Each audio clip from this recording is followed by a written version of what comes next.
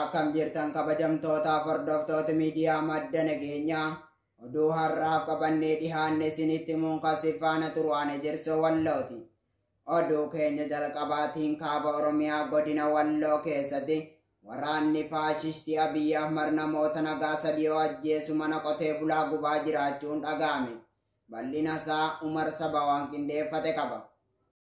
Ganama kaleessaa jechuunis gurraandhala 11 bara 2022 kaaba Oromiyaa godina Walloo aanaa Arxummaa Forsee ganda Waldahoo jedhamu keessatti waraanni biltiginnaa qotee bulaa Oromoo namoota sadii ajjeesanii mana isaanis gubanii dargaggoota hedduus mana hidhaatti guuranii akka jiran jiraattonni madda nageenyatti himanii. Namoonni humnoota waraana biltiginnaa kanaan ajjeefaman maqaan isaanii Affaaris Moommee ilma abbaa dhiiraa Ibraahim Aliyyuu Ilaal namoota jedhamanidha. Akka maddi keenya kun jedhutti haalli godina kana keessatti adeemaa jiru kun yoo haaluma kanaan kan itti fufu ta'e gara badee wal balleessutti deemaa jira jedhu. Kanaafuu warri godina kana bulchina ofiin jettan osoo dhaabbattanii of ilaaltanii gaarii ergaan jedhus darbee jira. Oduma fakkaatuun aanuma Arxummaa Forsee keessatti waraanni biltiginnaa maqaa shanee sakattaa'u jedhuun qotee bulaa weeraruu itti fufee jira. Guyyaa kaleessaa achuma Doogamaa fi Waldahoo Tarree ganda jedhamutti lubbuu namoota sadii manguddoo lagaa qabanii hidhaa fi mana qotee bulaa akka gubaa oolan isiniif gabaasnee turre. Ganama har'aa kanas aanuma Arxummaa Forsee kana keessatti ganda Haraa Diimaatti hijiraa fi kan kana fakkaatanitti bobbahanii mana namaa baay'ee sakattaa'uun qotee bulaa irratti meeshaa gurguddaa itti dhukkaasanii hawaasa ganda sanii kaan saamanii kaan qabanii hidhanii kaan uleentumaa akka jiran maddi keenya tokko himee jira. Namoonni humnoota mootummaa kana ganda namaa irra oofaa jiran Hasan Alii Muhammad ganda Hadhoo, lama Muhammad Aliyyi Kaakaaree ganda Doogamaa, sadii Umar Imaam Gujjii ganda Doogamaa, afur Hasuu Husseen ganda Doogamaa, shan Ahmad Lootii ganda Awwaaraa irra. Jarri armaan olitti maqaa isaanii isiniif eerre kun naasuu tokko malee humnoota diinaa kana kallattii hunda itti agarsiisaa akka jirantu dubbatamaa jira. Firri jara kanaas akka gorfatan ergaan jedhu qeerroo Arxummaa irraa darbee jira. Odeeffannoo dabalataatiin sababa ilmaan Oromoo mana hidhaa Kamisee galma abbaa gadaa kee jiraniin wal qabatee humni addaa Amaaraa poolisii federaalaa sabaan Oromoo ta'e akka ajjeese miseensi biltiginnaa tokko madda nageenyatti hime. Akka namni kun nuuf himetti guyyaa dheengaddaa konkolaataan gabatee duwwaa gara biraatti hidhamtoota galma abbaa gadaa kee jiran fe'anii Gishee Maariyaam bakka jedhamutti geessanii fixuuf turani. Poolisiin federaalaa sabaan Oromoo ta'e tokko eega fixuuf ta'e asuma godinuma kana keessatti fixaa malee asii feetanii hin deemtan jechuun dura dhaabbatee ture. Yeroo poolisiin federaalaa kun akkas jedhe humni addaa Amaaraa tokko poolisii federaalaa sabaan Oromoo kanatti dhukkaasa yoo banu innis ofirraa itti dha'uun lubbuu isaa achumatti yoo baatu humni addaa Amaaraa kun ammoo rukutamee madoo akka ta'e dubbatu maddi keenya gabaasa nuuf laate kuni. Yeroo ammaa kana manguddoo gidduu seentee hidhamtoota irraa lameen keessanuu harka kaafadhaa. Isaan achuma haata ta'anii kan jedhaniin yoo ta'u garuu poolisiin federaalaa sabaan Oromoo tahan nuti hidhamtoota kana dabarsinee humna addaa Amaaraatiif hin kenninu kan jedhu wal dhabdeen guddaan akka godina Walloo kana keessatti uumamee jiru dubbatu maddi keenya. Ergaan namni kun ilmaan Oromootiif dabarse Oromoon godina Walloo akka diigamu mootummaan naannoo Amaaraa halkaniif guyyaa shira xaxaa jira. Diinni nu facaasuuf waan qabsoo irra jiruuf dursinee dadammaqnee waan qophaa'uuf malu haa qopheessinuu jedhu. Waraanni PP bakkoota garaagaraatti ajjeechaa suukanneessaa uummata nagaa irratti raawwachaa jiraachuun barame. Bal'ina isaa akka itti aanutti isiniif dhiyaata. Waraanni murna biltiginnaatiin hoogganamu bakkoota garaagaraatti ajjeechaa suukanneessaa uummata nagaa irratti raawwachuun cimee itti fufee jira. Wallagga Bahaa Aanaa Limmuutti waraanni PP dargaggoo Dhaabaa Dheeressaa jedhamu hidhee ergaa ture booda obboleessa keetuu waboodha jechuun mana hidhaa Giddaa ayyaana keessaa baasanii ajjeesuun dhaga'ame.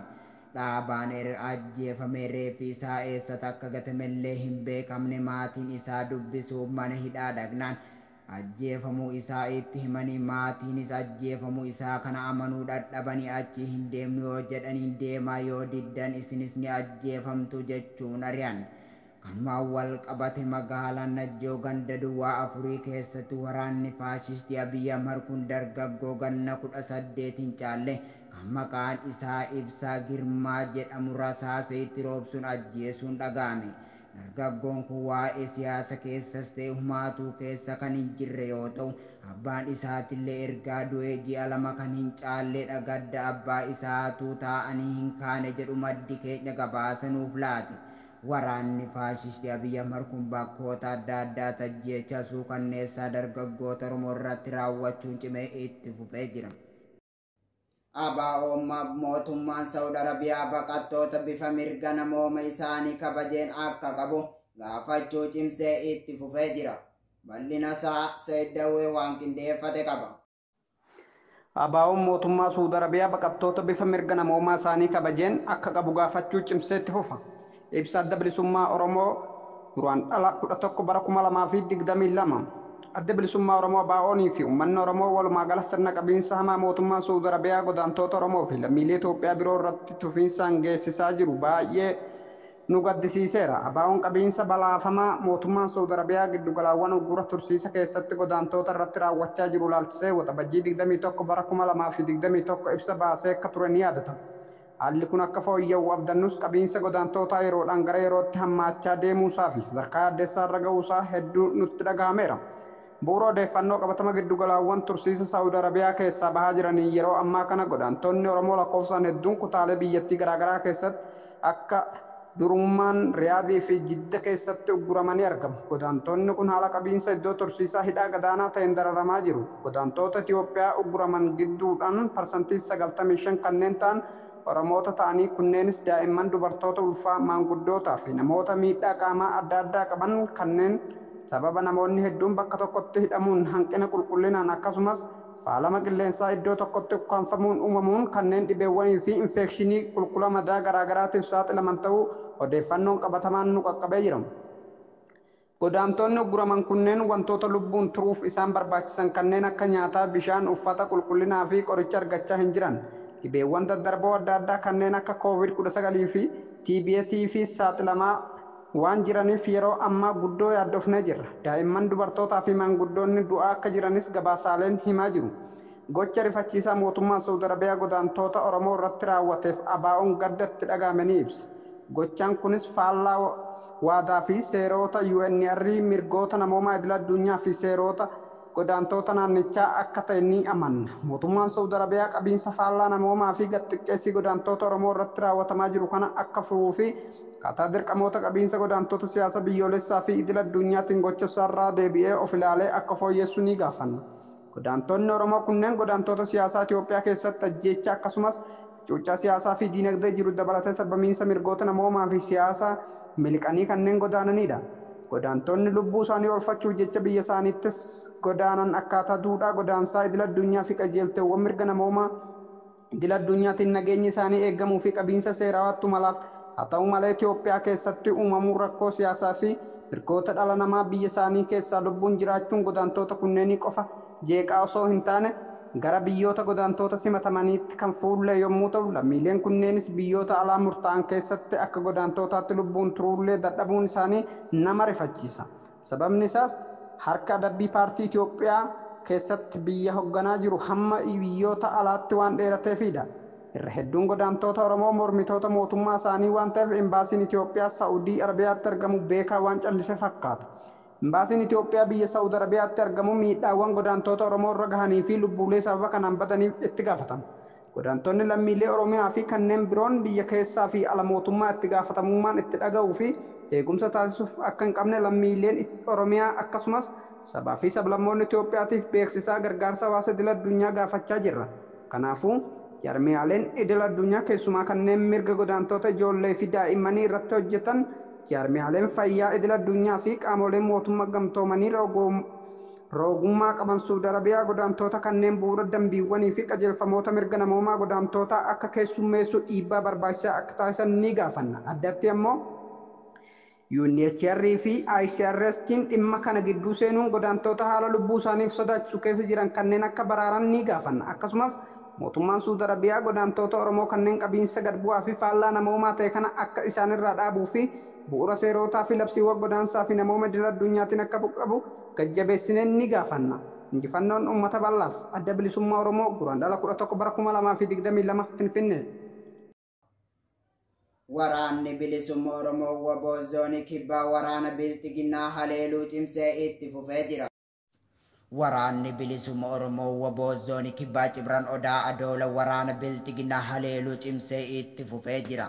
Guyyaa kaleessa jechuun guraandhala 10 akka bara 2022 waraanni bilisummaa Oromoo zoonii kibbaa Cibran Odaa Adoola godina Gujii Bahaa Aanaa Adoola Raaddee ganda Zambaaba bakka kaampii Torki jedhamutti waraanni bilxiginnaa irratti tarkaanfii fudhatee loltoota 9 ajjeesuun 10 akka ammoo madoo ulfaataa madeessu akkasumas meeshaawwan waraana garaagaraa booji'u ajajaan waraana bilisummaa Oromoo Cibran Odaa Adoola ifoomsee jira. Ittuma fufuun guyyaa san waraanni bilxiginnaa godina irraa birmannaaf ooraalii 9 deemaa turte irratti waraanni bilisummaa Oromoo bakka morma harruu jedhamutti haattee itti hidhuun ooraalii 2 guutumaan guutuutti barbadeessee jira. Oduma wal fakkaatuun irreef gaachanni uummata Oromoo gootichi waraana bilisummaa Oromoo waraana tiksituu impaayera Itoophiyaa ilmaan Oromoo ajjeesuu fi mana irratti gubuun gahee irraa godaansisaa jirtu Oromiyaa bakkoota garaagaraatti tarkaanfii ilaalessaa irratti fudhatuun injifannoo boonsaa galmeessee jira. Godina Gujii lixaa Ona Bullee Horaa keessatti waraanni faashistii Abiyyi Ahmad mana uummataa yoo gubu qabeenya uummataa saamaa dubartootas gudeedaa jiraachuun dhaga'ame. Bal'ina isaa Umar Sabaa dabalataa waan qindeeffate qaba. Godina Gujii lixaa Ona Bullee Horaa keessatti waraanni faashistii Abiyyi Ahmed mana uummataa gubuu qabeenya saamuu fi dubartoota gudeeduu itti fufee jira. Kibba Oromiyaa godina Gujii lixaa Ona Bullee Horaa keessatti waraanni shiftaa Abiyyi Ahmed gochisuu kanneen raawwachaa jiraachuun dhaga'ame. Guyyaa dheengaddaa jechuunis guraandhala 9 bara 2022 waraanni murna bilxiginnaatiin hoogganamu kun godina Gujii lixaa Ona Bullee Horaa ganda Gaalee Maggaadaa bakka Bantii Geeshee jedhamutti mana nama 9 cabsuun qabeenyaa fi meeshaalee faaya garaagaraa saamee jira. Namoonni qabeenya jalaa saamame kun kan ammaaf maqaan nu gahe isaan armaan gadii kana. Beeddisaa nama jedhamu jalaa buna kuntaala 2 fi qarshii 40,000 yoo ta'u dargaggoo Uturaa jedhamu jalaahis dukkaana yookaan suuqii cabsuun qarshii 15,000 ol uffata mana keessa jiru guututti guurratanii jiru. Waraanni kun saamichaa fi mana uummataa gubuun alattis ganduma kana keessatti dubartoota gudeedanii jiru. Isaanis kan ammaaf maqaan arganne Dhaqee Roobee Adduulaa fi Aasteer kan jedhamanidha.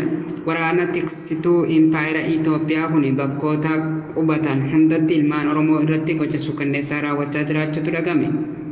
Hammeenya waraanni faashistii Abiyyi Ahmed kanaan kan ka'e godina Gujii lixaa Ona Bullee Horaa fi lafa baadiyyaa keessatti dhalaa yookaan dubartoota dhiirri qofaa akka hin deemne fi hin sochoone ergaan jedhus goola mara irraa darbaa jira. Ibsa Koongireesii Federaala Oromoo dhumata kan hin qabne dararaan lammiilee keenyarra gahaa jiru dhaga'uun mataan saayyuu nama surura jedhan. Dhumata kan hin qabne dararaan lammiilee keenyarra gahaa jiru dhaga'uun mataan saayyuu nama surura. Lammiilee keenya Saudi Arabiyaatti dararamaa jiran ilaalchisee ibsa Koongireesii Federaalaa Oromoo KFO irraa kenname. Imaammattoonnii fi guddinaaf jedhamanii biyya keenya keessatti bahan hirmaachisaa sirrii ta'uu dhabuudhaan gariin hojiirra hin oolan hanga ta'e yoo hojiirra oolanis fedhiin namootaa fi garee muraasaaf giddugaleessa waan taasifamaniif fedhii uummattoota keenyaa otoo hin guutin karaatti hafu guddinni dhibbantaa hanganaa galmaa'eera jedhamus qabeenya namoota muraasaa fooyyessuu irraan kan hafe lammiilee agabuu isaanii oolaa bulaniif hin yaadamu. Xiyyeeffannoon kennamus gadi aanaadha. Lafa bal'aa fi qabeenya uumamaa hedduu otoo qabnu haala misoomsuu dhabuudhaan kan ka'e lammiileen keenya jireenya dhuunfaa fi maatii isaanii fooyyessuuf jecha haala baay'ee sodaachisaa fi yaaddessaa ta'e keessaan gara godaansaatti qajeelu. Karaa biraatiin bulchiinsi siyaasaa biyya keenyaa walxaxaa ta'uu irraa kan ka'e lammiileen kana baqachuuf biyyarraa godaanan lakkoofsi isaanii laayyoo miti. Waggoota 30 darban keessa qofa lammiilee keenya fedhiin siyaasaa diinagdee guutuu fi dhabuudhaan gara biyyoota ambaatti keessumaa gara biyyoota arabaatti yoo godaananitti hurrii gammoojjii fi irbaata kashalabbeewwanii fi bineensota galaanaa ta'anii hafaniiru. Keessumaa biyya Liibiyaa galaana cinaatti dardara qalamanii fi yeroo dheeraadhaaf biyya Saudi Arabiyaatti mana nama dhuunfaa fi tibban ammoo jumlaadhaan mana hidhaatti ukkaanfamanii dararaan isaan keessa jiran nama suru. Yeroodhaaf wantoonni baay'een nutti hafanii mootummaa lubbuu lammiilee kana otoo baraaree gaariidha. Qaamoleen jiran hedduudha. KFO'nis yaada kana ni deeggara. Kanaafuu hanga ammaatti lubbuu hedduu dhabnus mootummaan lubbuu lammiilee hafanii baraaruuf tarkaanfii hatattamaa akka fudhatu ni gaafan. Koongiraansii Federaalawaa Oromoo KFO Finfinnee Guraandhala 3/2014. Egaa kabajamtootaaf hordoftoota miidiyaa madda nageenyaa oduu har'aaf qabannee dhihaanne kana gammaa daawwattanidha. Qophiilee madda nageenyaaf waliin turtii gaarii.